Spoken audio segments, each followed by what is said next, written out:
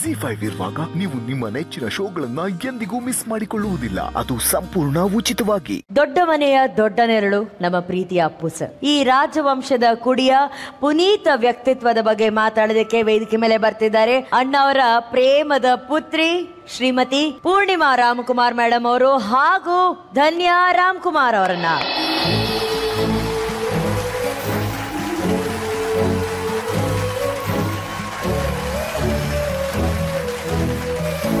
Hello, welcome. How are you?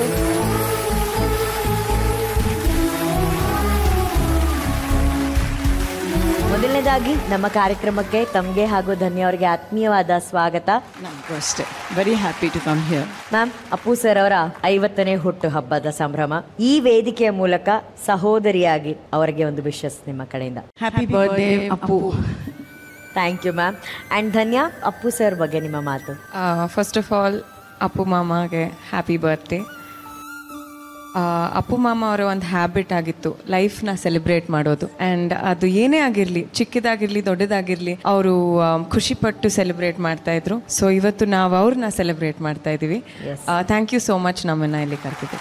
ಇವತ್ತು ಧನ್ಯಾ ಅವ್ರು ಇರ್ತಾರೆ, ಪೂರ್ಣಿಮಾ ಮ್ಯಾಮ್ ಇರ್ತಾರೆ. ಅಪ್ಪು ಸರ್ ಅವರ ನೆಚ್ಚಿನ ಹಾಡುಗಳನ್ನ ನಮ್ಮ ಕಂಟೆಸ್ಟೆಂಟ್ಸ್ ಅವರ ಮುಂದೆ ಪರ್ಫಾರ್ಮ್ ಮಾಡ್ತಾರೆ. ಸೊ ಅದನ್ನ ತಾವಿಬ್ರು ಆನಂದಿಸಬೇಕು ಅನ್ನೋದು ನಮ್ಮೆಲ್ಲರ ಆಸೆ ಮ್ಯಾಮ್.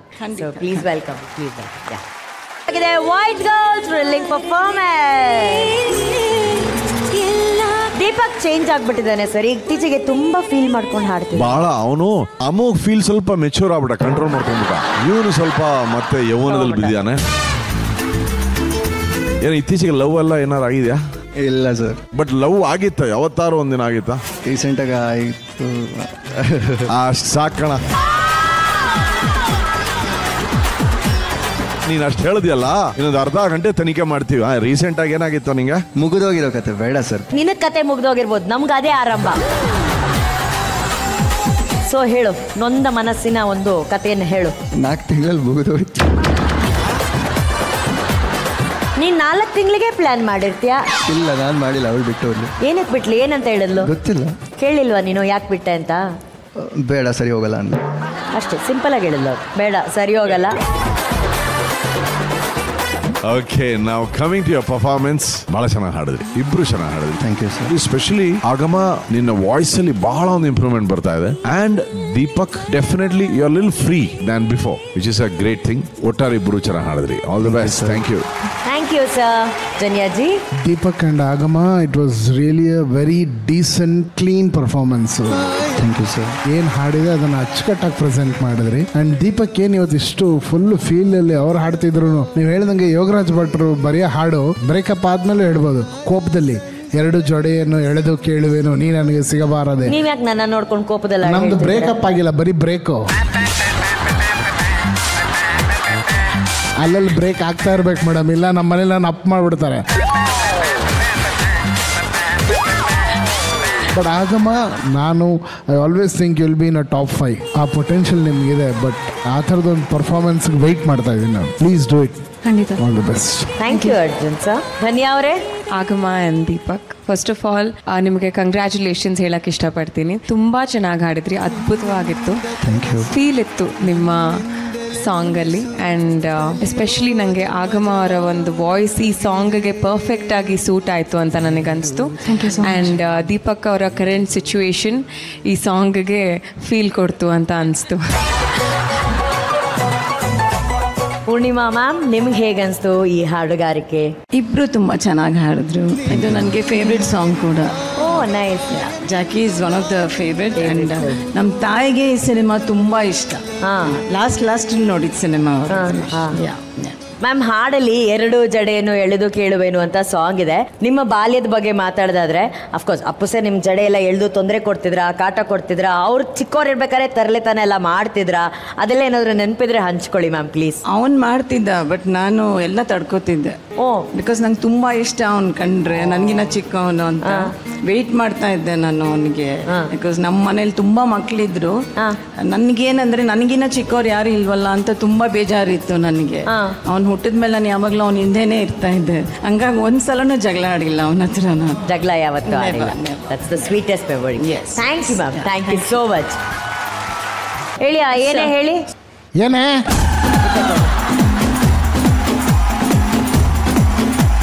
ಇದು ತುಂಬಾ ಪರ್ಸನಲ್ ಆಗಿತ್ತು ಇದು.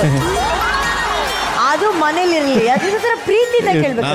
ಲೈಫಲ್ಲಿ ಬ್ಯೂಟಿಫುಲ್. ಇಡೀ ಕೆರಿಯರ್ ಅಲ್ಲಿ ಮೈಕ್ ಅನ್ನು ಹುಡುಕಿ ಹೇಳುವಂತ ಏಕೈಕ ಪ್ರಸಂಗ. ಲೈಫಲ್ಲಿ ಒನ್ಸ್ ಮೋರ್ ಅಂತ ಹೇಳಿಲ್ಲ, ಇವತ್ತು ಹೇಳ್ತಾ ಇನ್ನೊಂದು ಅಣ್ಣ ಹೇಳ್ತಾವ್ರೆ. ಚೆನ್ನಾಗಿ ಹೇಳಿ, ಚೆನ್ನಾಗಿ ಹೇಳಮ್ಮ, ಒಂದ್ ನಿಮಿಷ ಪ್ರೀತಿಯಿಂದ ಹೇಳಮ್ಮ. ನೀವು ಓನೇ ಎಷ್ಟು ಚೆನ್ನಾಗಿ ಪ್ರೀತಿಯಿಂದ ಹೇಳಿದ್ರೆ ಆತ ಏನು OTP ಬರುತ್ತೆ ಈಗ. ಓಕೆ, ರೋಲ್ ಹೇಳಿ. ಏನೇ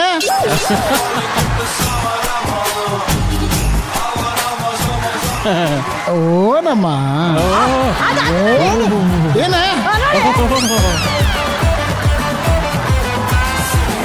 ಏಯ್ ನೀನ್ ಮಾಡೋ ಸ್ಟೆಪ್ ನೋಡೋ ಬಾರೋ. ಏಯ್ ಯಾಕ ಸಾಂಗ್ ಹಾಕ್ರ ಅವ್ನಿಗೆ ನೋಡ. ಏನೇ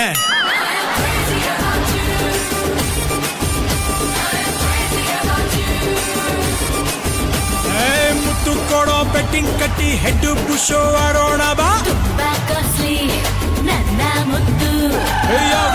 ಏನೇ ಹೇಳು, ನೀನ್ ಹೇಳು. ಏನೇ ಏನೇ ಆ ಕಡೆ ನೋಡ ಹೇಳು. ಒಳ್ಳೆ ಅದು ತಿನ್ನೋ ತರ ಹೇಳ್ತಿದ್ಯಾ. ಏನೇ ಯಾರಿಗೆ ಹೇಳ್ದೆ? ಜೂರಿ ಮೆಂಬರ್ಗೆ ಹೇಳ್ದ್ಯಾ? ಮತ್ತೆ ಏನೇ ಆ ಥರ ಹೇಳ್ದೆ ಕ್ಯಾಮ್ರಾಗೆ. ಓಕೆ, ಈಗ ಕ್ಯೂಟಾಗಿ ಒಂದು ಏನೇ ಹೇಳ್ದೆ. ಪ್ರೀತಿಯಿಂದ ಏನೇ ಹೇಳು. ಏನೇ ಈಗ ಬೇಜಾರಲ್ಲಿ ಏನೇ ಅಂತ ಕೇಳು. ಏನೇ ಈಗ ಕೋಪದಲ್ಲಿ ಏನೇ ನೀನು ಏನೇ ಅಂತ ಹೇಳೋದೇ ಬೇಡ. ಪ್ರೀತಿ ಒಟ್ಟಿಗೆ ಇದ್ರೆ ಹೆಂಗೆ? ಕೋಪ ಪ್ರೀತಿ ಒಟ್ಟಿಗೆ ಏನೇ ಸರ್, ಅದು ಗೊತ್ತಾಯ್ತಾ? ಹೇಗೆ ಕೋಪ ಬಂದು ನೇಗೆ ಪ್ರೀತಿ ಬಂದ್ಬಿಡುತ್ತೆ ಸರ್. ಯೋ ಲವ್ಲಿ ಕಣೋ, ಕಾಮಿಡಿಯಾಗಿ ಹೇಳೋ ಏನೇ.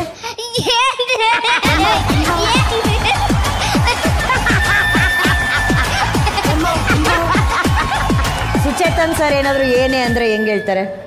ಏನಮ್ಮ. ಓ, ಅವರು ರೆಸ್ಪೆಕ್ಟ್. ಅನುರಾಧ ಮೇಡಮ್ ಏನೇ ಅಂದ್ರೆ ಹೆಂಗ್ ಹೇಳ್ತಾರೆ? ಏನಮ್ಮ. ಎಮಿಜಿ ಏನಮ್ಮ.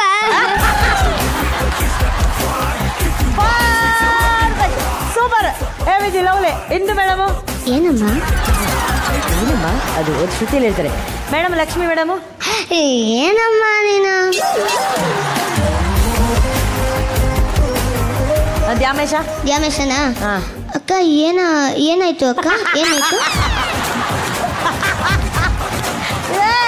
ಅಲ್ಟಿಮೇಟ್ ಕಣೋ ನೀನು. ಸೂಪರ್, ಕರೆಕ್ಟ್ ಆಗಿ ಹೇಳಿದೆ. ಶಿವಾನಿ ಏನಾಯ್ತು ಮನೋಜ. ಏನಾಯ್ತು ಹೇಳಲಿ. ಏನೋ ನೀನು ಸೂಪರ್ ಕಣೋ ಲವ್ಲಿ. ಹೋಗ ZEE5 ಆಪ್ ಡೌನ್ಲೋಡ್ ಮಾಡಿ ಎಲ್ಲಾ ಸಂಚಿಕೆಗಳನ್ನು ಸಂಪೂರ್ಣ ಉಚಿತವಾಗಿ ನೋಡಿ.